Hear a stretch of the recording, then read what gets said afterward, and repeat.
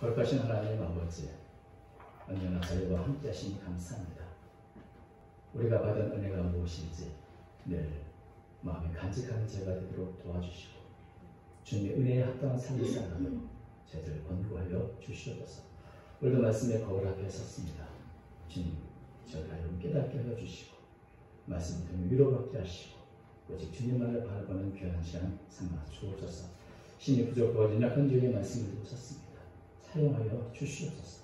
우리 주 예수님의 이름으로 기도하옵나이다. 아멘. 우리가 예수님을 믿고 예수님의 제자의 길을 걸어가면서 내가 말씀대로 잘 순종하고 지금까지 살아왔는데 그렇다면 하나님은 도대체 우리에게 어떤 보상을 해줄까?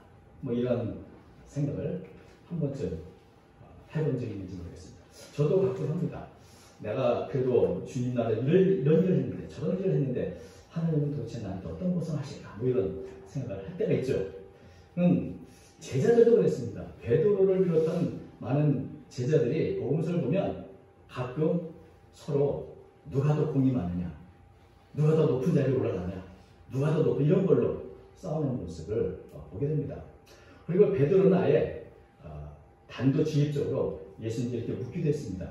오늘 본문의 바로 앞에 있는 19장 27절 이렇게 묻죠. 베드로가 이르되 보소서 우리가 모든 것을 버리고 주를 따랐사온데 그런즉 우리가 무엇을 얻으리이까? 참 베드로 성격답게 단도직입적으로 묻습니다. 내가 주님 위해서 이만큼 헌신했고 이만큼 희생했고 이렇게 고난을 당했는데 대체 하나님은 나를 위해서 어떤 보상을 준비해 놨습니까? 대체 우리는 무엇을 하게 됩니까? 이런 베드로의 질문에 예수님은 어떻게 대답하시죠? 그냥 쭉 읽어보면 이렇습니다. 28절부터 29절 예수께서 이르시되 내가 진실로 너희에게 이르노니 세상에 새롭게 되어 인자가 자기 영광의 보좌에 앉을 때에 나를 따르는 너희도 12보좌에 앉아 이스라엘 12지파를 심판하리라. 또 내 이름을 위하여 집이나 형제나 자매나 부모나 자식이나 전투를 벌이는 자마다 여러 배를 받고 또 영생을 상속하리라. 예수님의 이 말씀만 보면 지금 현재 제자들이 주님의 나라를 위해서 희생하고 헌신한 것 그것과는 좋게 비교도 안 되는 더 큰 영광과 더 큰 권세, 더 큰 보상이 기다리고 있다. 그래서 이제 말씀해 주시고 있죠. 그런데 마지막에 예수님께서 한마디를 더 첨부하셨습니다. 30절 그러나 먼저 된 자로서 나중되고 나중된 자로서 먼저 될 자가 많으니라. 먼저 된 자가 나중되고 나중된 자가 먼저 될 자가 많다. 이 말씀이 어떤 뜻일까? 오늘 이 20장의 본문의 말씀은 바로 이 말씀의 해석이라고 할 수가 있습니다. 왜냐하면 이 본문 마지막, 우리가 읽은 본문의 마지막 16절 보면 예수님이 비유 얘기를 하시는데 맨 마지막 결론이 뭡니까? 이와 같이 나중된 자로서 먼저 되고 먼저 된 자로서 나중되라. 아까 말씀은 그 말씀을 그게 무슨 뜻인지 오해가 있을까? 다시 설명하시고 이와 같이 나중된 자로서 먼저 되고 먼저 돼서 나중 되는 거다. 이렇게 설명하신 것을 보게 됩니다. 오늘 본문 이야기를 보면 아마도 우기를 앞둔 포도원의 모습인 것 같습니다.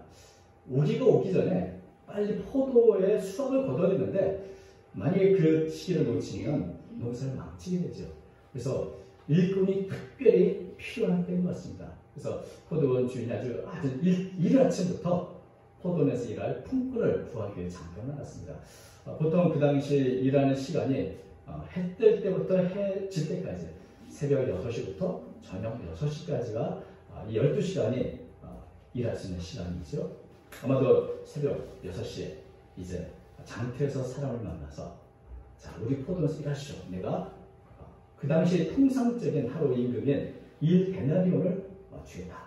그랬더니 모든 품꾼들이 그러면 좋다고 서로 합의가 돼서 이제 이 사람들이 포도원에 가서 일을 하기 시작했습니다. 그런데 아마도 일꾼이 더 필요했는지 일이 더 많았는지 주인은 계속해서 장터에 나가 사람들을 구합니다. 그래서 오늘 보면 제3시는 우리나라 시각은 9시입니다. 더하기 6시를 하면 현재 우리 시간과 비슷하게 되죠. 그래서 아침 9시에 나가기도 하고 또 12시에 나가고 오후 3시에 나가고 이렇게 계속 3시간마다 이 주인이 장터에 가서 사람들을 만나고 포도원에 일하라고 말합니다. 그러면서 이렇게 말합니다. 4절 너희도 포도원에 들어가라. 내가 너에게 상당하게 주라. 보통 하루 품삯이 1데나리온인데 얼마를 준다고 말하진 않지나 그러나 내가 적지 않게 합리적으로 줄 테니 걱정하지 말고 가서 일할 주시오. 이렇게 얘기를 하는 것입니다.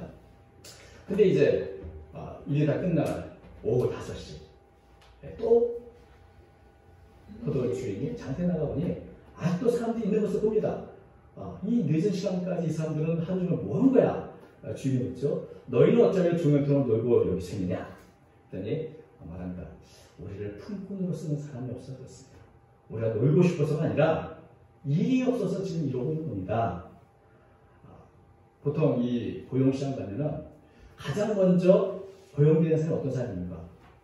빠릿빠릿한 사람, 건강한 사람, 뭔가 기능이 타고난 사람이면 그만큼 빨리 채용이 되지만 딱 보기에도 저 사람은 아니야 하는 분들은 나중까지 이렇게 늦춰지게 되고 만약에 어떤 장애가 있다면 어떤 흠결이가 있다면 하루 종일 기다려도 일을 얻지 못하는 경우도 있게 되는 것이죠. 그래서 성경에는 없지만 이렇게 늦게까지 일을 얻지 못한 이 사람들은 뭔가 평이 좋지 않거나 보기에도 일을 할 만한 그런 사람이 아니었을지 모릅니다. 그럼에도 불구하고 마지막까지 일하고 싶은 마음, 그 마음으로 서는 거죠. 아직도 나는 일을 하고 싶다. 그런데 이제 너무 늦었다. 스스로 이렇게 생각할 곧겠죠. 포도원 주인이 하여튼 당신들도 우리 포도원에 들어가서 일하시오. 이렇게 불러준 겁니다. 그래서 이 모든 사람들을 다 포도원에 보냈는데 우리나라 속담에 이런 얘기가 있더라죠. 모내기 때는 고양이 손도 빌린다. 일본에서 온 속담인지 모르지만 어쨌든 고양이 손이라도 빌리고 싶은 그 바쁠 때면 1시간이라도 일하면 그만큼 포도원은 도움이 되지 않겠는가. 그래서 아마도 이 사람들을 또 포도원에 가서 일하라고 아마도 이제는 오늘 하루 땡쳤다, 공쳤다 이렇게 생각했던 사람들이 이 포도원 주인의 부르심에 얼마나 감사한 마음으로 일을 했을까 그런 생각을 하게 됩니다. 너무 늦었다. 이제 끝났다 할 때 부르심을 받은 것만큼 감사한 게 없죠.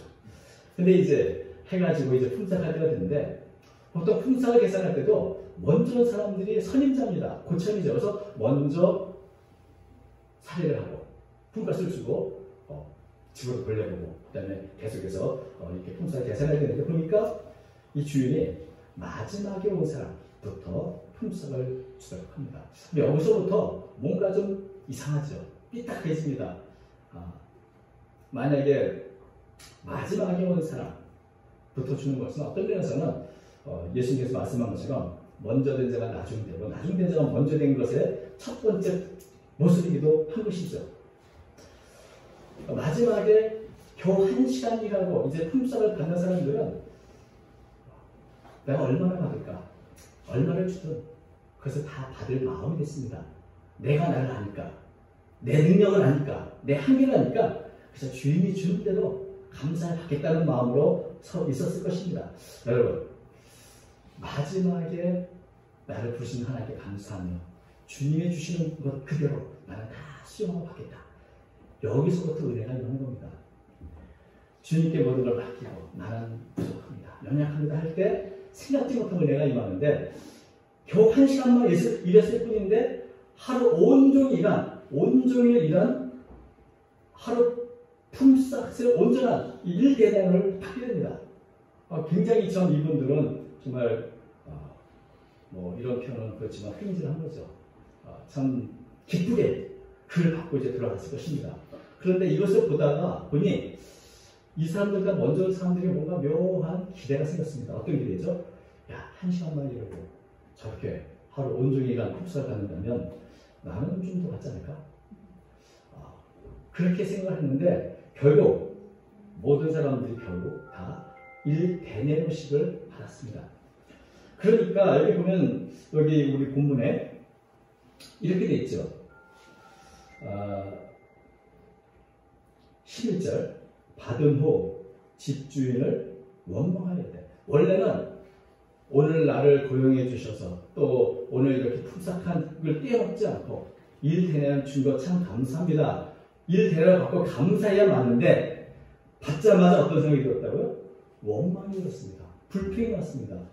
아니, 1시간을 일한 사람에게 일 대접 줬으면 우리는 좀 더 많이 받아야 되는 거 아니야? 이 사람들이 뭔가 기분이 나쁘고 굉장히 억울한 그런 생각이 드는 겁니다. 만약에 주인이 2, 3주부터 먼저 일 대접 줬다면 내가 받을 거 받았구나. 참 감사하다 받았을 텐데 이게 순서가 바뀌다 보니까 나중 온 사람이 일 대접하면 나도 일 대접이면 그럼 불공평하잖아. 부럽지 않은 거 아니야? 주인이 왜 저래? 라고 하는 이 불편한 마음이 생긴 것입니다. 왜 이들이 마음이 불편했을까요? 주인이 잘못한 게 있을까요? 사실은 이 사람들이 불편한 것은 스스로 헛된 기대를 가졌기 때문입니다. 그건 주인의 문제가 아니라 내가 다른 사람과 비교해 보니까 저 사람이 저렇게 받는데 나는 더 받겠는데? 라고 하는 헛된 기대가 가득 찼기 때문에 그런 것이죠. 주인과는 상관없이 다른 사람과의 비교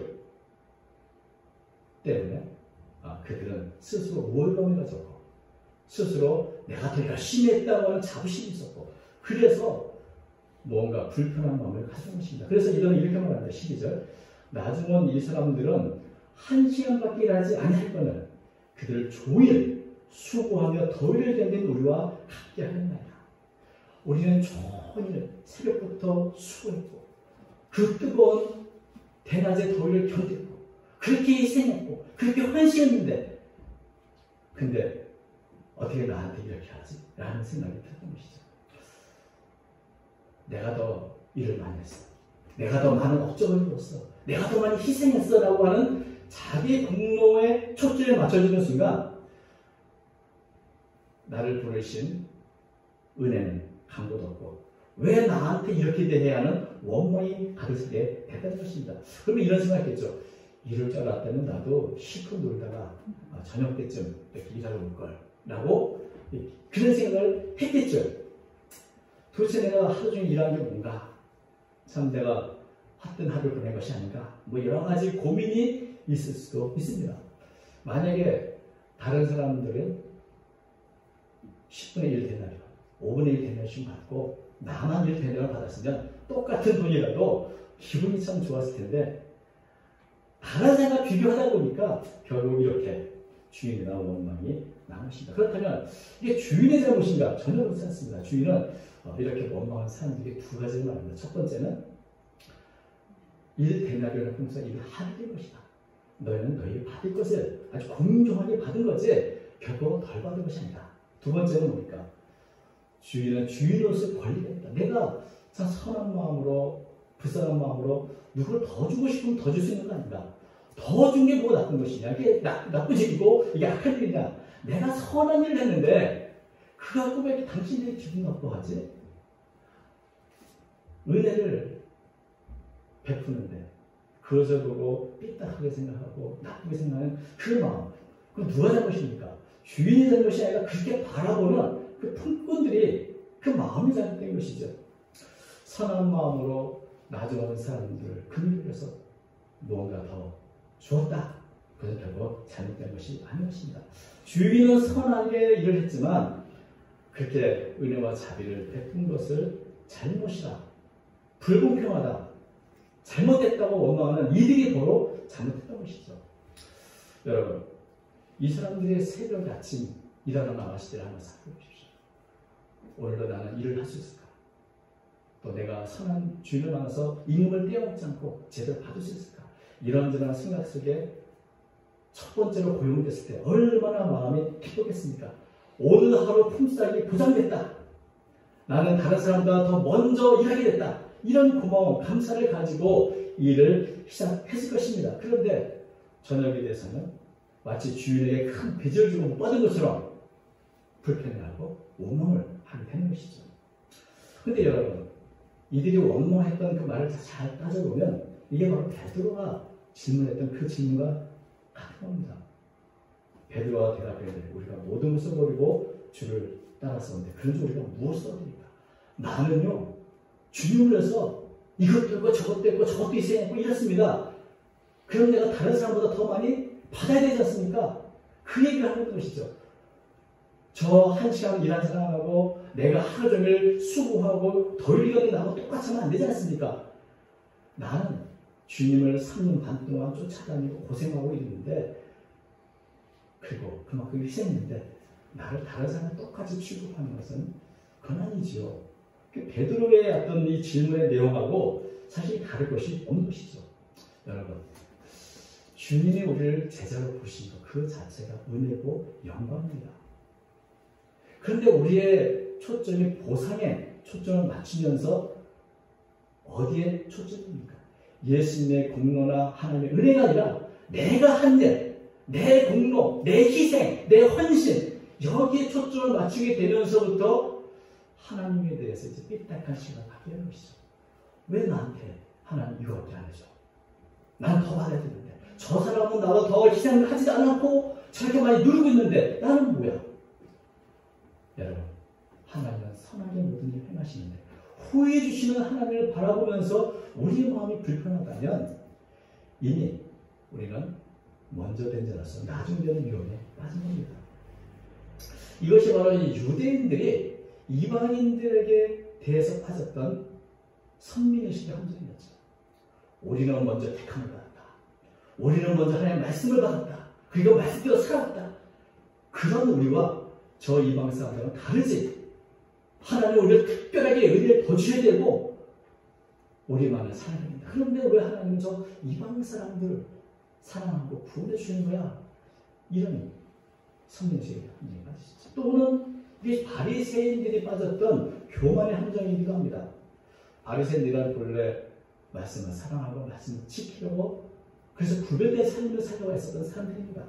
근데 그런 사람들은 내가 하나님 위해서 얼마나 헌신했는지, 내가 하루에 몇 번이나 기도했는지, 내가 얼마나 금식하며 살아왔는지 이런 것들 자기 공부에 초점을 맞추는 순간부터 저 세리, 저 청년, 저 죄인들 그래서 예수님이 그들과 함께 먹고 마시고 복음을 전하는 것을 이해할 수가 없게 되는 겁니다. 그들을 받아줄 수가 없는 것이죠. 이렇게 유대인이나 바리새인들은 먼저 된 자로서 나중에 되었고 나중에 되었던 이방인들, 죄인들, 세리들은 하나님 나라의 이들보다 먼저 되는 것을 보게 됩니다. 또 이것은 베드로를 비롯한 여러 제자들에게 빠졌던 큰 유형이기도 합니다. 교회 오래 다니는 분들, 일찍부터 교회 헌신했던 분들이 빠지기 쉬운 함정이기도 합니다. 꼭 그런 건 아니지만, 제가 단세 달았습니다. 꼭 그런 건 아니지만, 베드로는 일찍 부름을 받고 3년 6개월 동안 수고하고 희생했고 헌신한 그래서 사도가 됐습니다. 근데 바울은 교회를 핍박하고 잔혹하려 하고 다니엘서 하루아침 예수님을 만나고 사도가 됐습니다. 사도 바울을 교회에서 받아들이기 쉬웠을까요? 우리는 너무나 애써서 고생해서 헌신하고 희생해서 여기 이 자리에 왔는데 저 새로운 저 사람은 지금까지 먹대로 살다가 이제 와가지고 하나님의 은혜를 나보다 더 많이 받는 것 같으면 뭔가 받아들이기 힘든 불편한 마음을 갖게 되는 거예요. 그게 사람들의 모습이 교회의 모습이기도 한 것이죠. 그래서 이런 얘기도 한 적이 있습니다. 나도 이럴 줄 알았으면 실컷 세상에 나 살다가 나중에 죽기 얼마 전에 예수님 믿으면 더 좋았을 거야. 그런 부분 사실도 있어요. 나중에 자기 평생대로 살다가 자기 멋대로 살다가 나중에 예수님 믿고 은혜 받는 것을 보면 부러워하기도 하고 질투가 나기도 하는. 차라리 나는 내가 이렇게 어릴 때부터 부름을 받고 헌신하며 사는 게 잘못된 게 아닌가. 내가 잘못 산 게 아닌가. 이런 생각을 하게 된다면 이게 바로 먼저 된 자로서 나중 되는 위험에 빠질 겁니다. 나를 부르신 하나님의 은혜가 얼마나 귀한 은혜고 그것이 얼마나 영광스러운지 아닙니까? 여기에 초점을 맞추지 않고 내가 얼마나 희생했는가, 내가 얼마나 헌신했고 나는 앞으로 어떤 보상을 받을 것인가 여기에 초점을 맞추게 된다면 우리는 금세 비교하게 되고 금세 마음이 불편하게 될 수도 있는 것입니다. 여러분, 예수님의 공로에 초점을 맞춰야 돼요. 우리가 그 십자가를 바라봐야 할 우리가 내가 한 일, 내가 했던 여러 가지 헌신, 내가 됐던 헌금 이런 것에 관심을 갖는다면 은혜로 시작했던 일들이, 감사로 시작했던 일들이 원망과 불평으로 끝나게 됩니다. 먼저 되면서 나중 되는 그런 위험에 빠지게 한 것입니다. 하나님의 은혜는 아무런 가치 없는 받을 자격 있는 우리에게 주신 큰 선물입니다. 그런데 우리가 보상에 초점을 맞추다 보면 내가 하나님께 큰 빚을 준 거죠. 하나님은 은혜 주셔도 그것이 은혜가 아니라 마땅히 내가 받아야 할 보상을 받은, 어쩜 더 받아야 되는데 못 받은 그런 빚이 되고 많은 겁니다. 하나님을 바라볼 때보다 빚쟁이가 바라보는 것이 나한테 더 줘야 되는데 이런 생각을 한다면 먼저 된 자로서 이미 나중된 겁니다. 그래서 예수님의 결론은 그렇습니다. 20절, 16절 이와 같이 나중된 자로서 먼저 되고 먼저 된 자로서 나중되리라. 하나님은 언제나 더 보상해 주시는 분이고 후히 주시는 분이지 결코 우리가 받을 보상을 깎는 분도 아니시고 은혜를 주실 때 더 큰 은혜를 주기를 기뻐하시는 분입니다. 이 하나님을 믿고 보상은 하나님께 모든 걸 다 맡기고 나는 내게 주신 은혜, 내게 주신 그 사랑, 그것을 간직하며 살아가는 것, 그래야 우리의 헌신이 가치가 있는 것이고 우리의 희생이 하나님이 기억하실 만한 아름다운 것이 되는 것입니다. 보상이 우리의 초점이 아니라 언제나 내게 주신 하나님의 은혜, 여기에 우리의 초점을 맞춰야 됩니다. 나를 부르신 그 영광, 여기에 초점을 맞춘다면 아무리 희생하고 아무리 헌신해도 여전히 모자랄지요. 언제나 가슴을 찌르서 나는 죄인입니다. 내가 더 많이 헌신했을 텐데, 내가 더 많이 희생했을 텐데, 그 십자가 앞에 늘 부끄러워 누를 수 없는 마음, 그 마음을 가져야 그것이 주님이 기뻐하시는 그런 일꾼의 모습이 되는 것입니다. 이런 마음을 가져야 늦게 온 사람들이 나보다 은혜를 받을 때도 참 감사하다고 기쁨으로 박수 칠 수 있는 것이고, 또 하나님의 은혜, 정말 그 은혜가 얼마나 큰가를 늘 만끽하며 감사의 삶을 살 수 있게 되는 것입니다. 세상의 방식은 강한 사람, 잘난 사람, 높은 사람들이 인정받지만 하나님 나라에서는 연약한 사람, 부족한 사람, 죄 많은 사람, 그런 사람들이 하나님께 기회를 얻고 일꾼이 되고 그리고 하나님으로부터 넘치는 보상을 받게 됩니다. 그 안에 우리도 있습니다. 그렇기 때문에 나를 부르신 하나님을 바라고 살아가야지 다른 사람과 비교하기 시작하면, 그리고 더 나아 차별한다면 우리는 이 나중한 사람들의 원망의술을 우리도 하게 될 수 있는 것입니다. 여러분, 하늘나라의 보상은 이 땅의 보상과 다릅니다. 그러나 분명한 것은 하나님 후히 주시는 분이기에 결코 우리의 주어야 보상을 잊어버리시는 분이 아니다. 후히 주시고 넘치게 주시는 하나님을 믿고 우리는 다만 하나님의 은혜에 초점을 맞추며 내게 주신 사명, 내게 주신 일, 그것이 겨우 1시간밖에 일하지 않는다 할지라도 최선을 다해 내 자리를 지키며 살아가는 주님, 그것을 기뻐하시는 줄로 믿습니다. 사랑하는 성도 여러분, 우리를 부르신 주님, 그에게 감사하고 또 내가 할 수 있는 시간들이, 내가 일할 수 있는 시간들이 그렇게 많이 남지 않았습니다. 최선을 다해 우리의 자리를 지키며 주님을 섬기는 복된 삶을 살아가는 저와 여러분 되시기를 주님으로 축원합니다. 거룩하신 하나님 아버지, 언제나 저희와 함께 하시니 감사합니다. 우리를 영광의 자리로 부르셔서 감사합니다. 우리를 위하여 아낌없이 자신의 독생을 주신 주님, 그 하나님의 은혜와 사랑을 늘 마음에 간직하며 그의 감사하는 마음으로 늘 우리 자리에 최선을 다하는 자가 되도록 도와주시옵소서.